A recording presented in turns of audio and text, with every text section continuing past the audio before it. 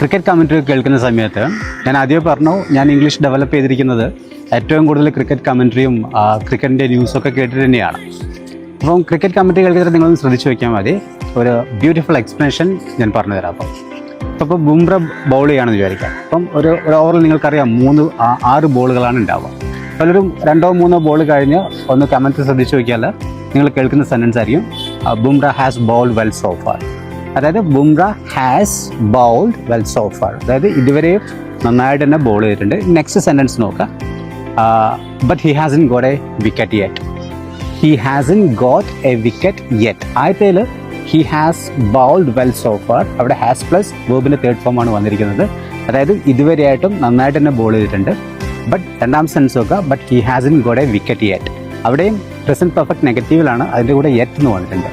എന്ന് പറയുകയാണെങ്കിൽ ഇതുവരെയായിട്ടും വിക്കറ്റ് കിട്ടിയിട്ടില്ല എന്നാണ്. അപ്പോൾ സോഫാർ എന്ന് പറയുകയാണെങ്കിലും ഇതുവരെയായിട്ടും തന്നെയാണ്, യെറ്റ് എന്ന് പറയുകയാണെങ്കിലും ഇതുവരെയായിട്ടും തന്നെയാണ്. പക്ഷേ ചെറിയൊരു ഡിഫറൻസ് എന്ന് പറയുകയാണെങ്കിൽ സോഫാർ ഏറ്റവും കൂടുതൽ നമ്മൾ കണ്ടുവരിക ഇതുവരെ നടന്നൊരു കാര്യം പറയാൻ വേണ്ടിയിട്ടാണ്. Deadly has ball well so far, ഇതുവരെയായിട്ടും നന്നായിട്ട് തന്നെ ബോൾ ചെയ്തിട്ടുണ്ട്, അത് നടന്ന കാര്യമാണ്.